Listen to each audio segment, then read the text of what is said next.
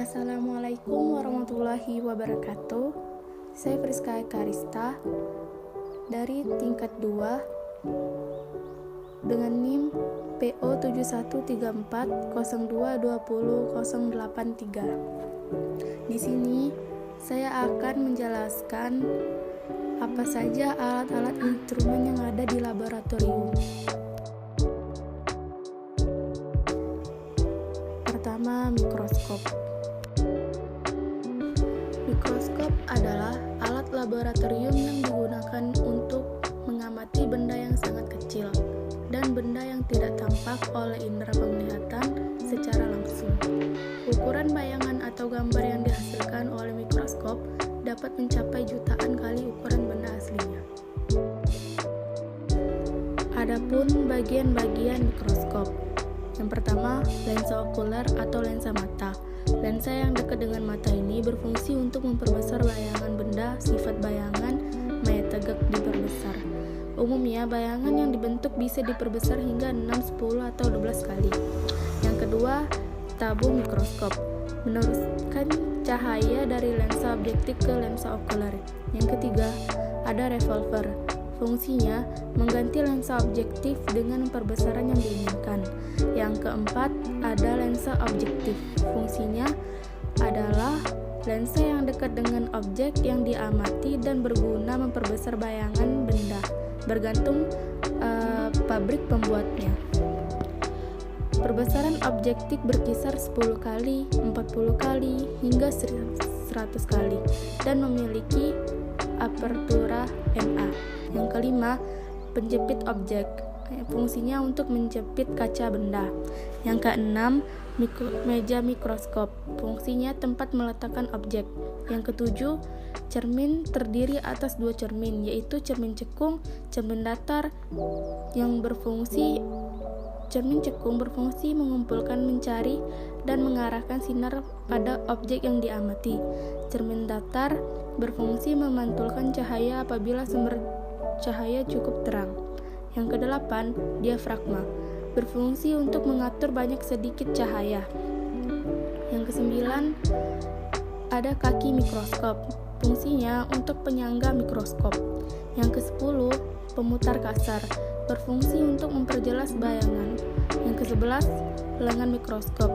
Berfungsi untuk memegang mikroskop. Yang ke-12, pemutar halus. Berfungsi untuk mempertajam bayangan. Selanjutnya yaitu ada macam-macam mikroskop. Ada 2 jenis mikroskop berdasarkan pada kenampakan objek yang diamati, yaitu mikroskop 2 dimensi atau mikroskop cahaya dan mikroskop 3 dimensi atau mikroskop stereo. Sedangkan berdasarkan sumber cahayanya, mikroskop dibedakan menjadi mikroskop cahaya dan mikroskop elektron. Bisa kita lihat, inilah jenis-jenis gambar mikroskop. Selanjutnya yaitu ada fungsi mikroskop. Mikroskop berfungsi untuk mengamati objek yang ukurannya sangat kecil, hingga mata manusia tidak akan mampu untuk melihatnya. Selain fungsi mikroskop yang umum tersebut, fungsi mikroskop juga dibagi sesuai dengan bagian-bagiannya. Terdapat 3 struktur bagian dari mikroskop, yaitu kepala, lengan, dan alas atau dasar. Selanjutnya, ada alat spektrofotometri. Definisi spektrofotometri merupakan suatu metode untuk analisis struktur kimia secara kualitatif dan kuantitatif. Aplikasi metode spektrofotometri dapat dibedakan menjadi beberapa macam seperti spektrofotometri fototermal, fotoakustik, dan lain-lain. Fungsi dari spektrofotometer yaitu untuk menghasilkan sinar dengan panjang gelombang tertentu, dan fotometer sebagai alat pengukur intensitas cahaya yang diabsorpsi. Absorbansi dan transmitansi dalam spektrofotometer UV-Vis dapat digunakan untuk analisis kualitatif dan kuantitatif suatu zat kimia. Ini prinsip kerja spektrofotometer. kerja spektrofotometer. Pertama, pastikan sumber cahaya bisa berfungsi dengan baik. Anda bisa menggunakan lampu natrium sebagai sumber cahaya. Yang kedua, arahkan spektrofotometer tepat di hadapan sumber cahaya. Tujuannya adalah supaya cahaya bisa langsung menuju lensa kolimator. Yang ketiga, Anda harus kalibrasikan spektrofotometer terlebih dahulu. Catat sudut mula-mula saat bagian teleskop dan lensa kolimator berada di sumbu yang sama. Yang keempat, siapkan dan letakkan cermin prisma yang akan diindeks biasnya. Yang kelima, atur teleskop hingga tampak garis spektrum pada setiap panjang gelombang. Yang keenam, geser teleskop hingga benang silang-silang berhimpitan dengan garis-garis spektrum. Ketujuh, catat sudut dispersi yang muncul saat spektrum cahaya telah terlihat jelas. Yang terakhir, hitung indeks bias cermin prisma berikut panjang gelombangnya. Selanjutnya yaitu ada alat laboratorium dengan metode ELISA. ELISA adalah salah satu metode dalam bidang laboratorium, terutama imunologi, untuk mengetahui ekspresi protein, reaksi imunitas, respon imun. Dalam bidang imunologi, teknik ini digunakan untuk menentukan adanya antigen atau antibodi dalam sampel atau serum.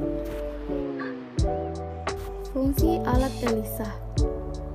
ELISA adalah teknik assay yang berbasiskan PET atau lempeng yang dirancang untuk mendeteksi atau kuantifikasi peptida, protein, antibodi, dan hormonal. Pada ELISA, antigen harus dimobilisasi ke permukaan yang solid dan kemudian ditambahkan antibodi yang berikatan dengan enzim. Prinsip dasar ELISA. Yang pertama, ada antigen atau sampel ditambahkan ke plate. Yang kedua, blocking buffer ditambahkan untuk menghalangi tempat pengikatan protein. Tambahkan antibodi primer yang sesuai. Tambahkan konjugat antibodi sekunder, enzim yang sesuai yang mengenali dan berkaitan dengan antibodi primer. Tambahkan substrat TMB yang akan dikonversi oleh enzim menjadi bentuk yang terdeteksi, seperti gambar yang di samping. Jenis-jenis metode ELISA. Direct ELISA. Pada metode ini, antigen dimobilisasi pada mikroplate lalu diinkubasi langsung antibodi primer yang akan terkonjugasi dengan enzim yang sudah memiliki substrat. Cocok untuk menganalisis respon imun terhadap antigen. Indirect ELISA. Kedua adalah indirect ELISA. Merupakan jenis ELISA yang digunakan untuk mendeteksi antigen atau antibodi. Teknik tersebut karakteristik yaitu antigen tidak menempel langsung pada antibodi detektor. Cocok untuk estimasi kuantitatif antibodi dalam serum dan cairan tubuh lainnya. Yang ketiga, ada sandwich ELISA. Sandwich ELISA ini juga terbagi menjadi dua lagi, yakni ada sandwich direct atau langsung dan juga ada sandwich indirect atau tidak langsung. Keuntungan sandwich ELISA antara lain memiliki spesifitas yang tinggi dan cocok untuk sampel yang berupa campuran atau tidak murni. Karena antigen yang terdapat pada sampel darah yang digunakan tidak perlu dimurnikan, sehingga lebih efektif, cocok untuk menentukan konsentrasi analit dalam sampel biologis. Yang keempat, ada kompetitif ELISA. Keempat, ELISA dapat digunakan untuk mengukur antibodi dan antigen. Ini memiliki prinsip dasar dengan menambahkan suatu kompetitor ke dalam lubang mikrotiter atau well. Teknik ini dapat dilakukan secara langsung maupun tidak langsung. Teknik ini juga memiliki kelebihan seperti tidak perlu pemurnian pada sampel yang mengandung antibodi atau antigen. cocok untuk mendeteksi antigen kecil dan tidak dapat diikat oleh antibodi yang berbeda.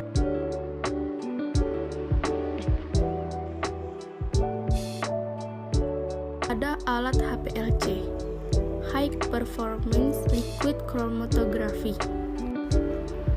Apa itu alat HPLC? HPLC atau yang biasa disebut kromatografi cair kinerja tinggi atau KCKT merupakan suatu instrumen yang digunakan untuk memisahkan campuran senyawa dalam kimia analitik dan biokimia dengan tujuan mengidentifikasi, mengukur, atau memisahkan masing-masing komponen campuran. Fungsi HPLC. HPLC dapat digunakan untuk menguji sampel makanan dan minuman seperti beberapa zat aditif, pewarna, pengawet, perasa, dan lain-lain. Obat-obatan, pewarna tekstil, pestisida, lemak babi, protein, vitamin, karbohidrat, gula, kafein, plasma, dan sebagainya. Prinsip kerja HPLC. Secara sederhana, prinsip kerja HPLC adalah dengan memberikan tekanan tinggi pada sampel cairan atau bentuk sampel lainnya yang telah dilarutkan. Tekanan tinggi ini didapat dari pompa dengan spesifikasi dan yang mantap. Sampel yang diinjeksi bersama dengan solvent melewati kolom. Kemudian data ditangkap oleh UV phase detector. Kemudian yaitu ada alat GCMS. Apa itu GCMS? GCMS, gas chromatography mass spectrometry, merupakan instrumen gabungan dari alat GC dan MS. Sampel yang akan diidentifikasi terlebih dahulu dengan alat GC, kemudian diidentifikasi dengan alat MS.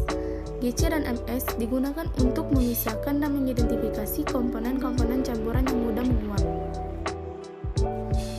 Fungsi GCMS, GC dan MS digunakan memisahkan dan mengidentifikasi komponen-komponen campuran yang mudah menguap. Adapun kegunaan alat GCMS adalah untuk menentukan berat molekul suatu senyawa dengan sangat teliti. Yang kedua, spektroskopi massa dapat digunakan untuk mengetahui rumus molekul tanpa melalui analisis unsur.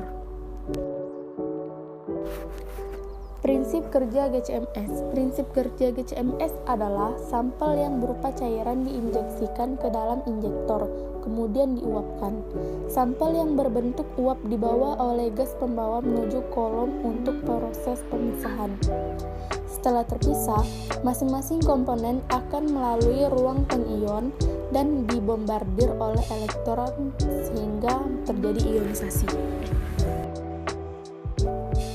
Inilah gambaran cara kerja gas kromatografi. Cukup sekian dari presentasi saya. Apabila ada salah kata dari penjelasan saya, mohon dimaafkan. Saya akhiri.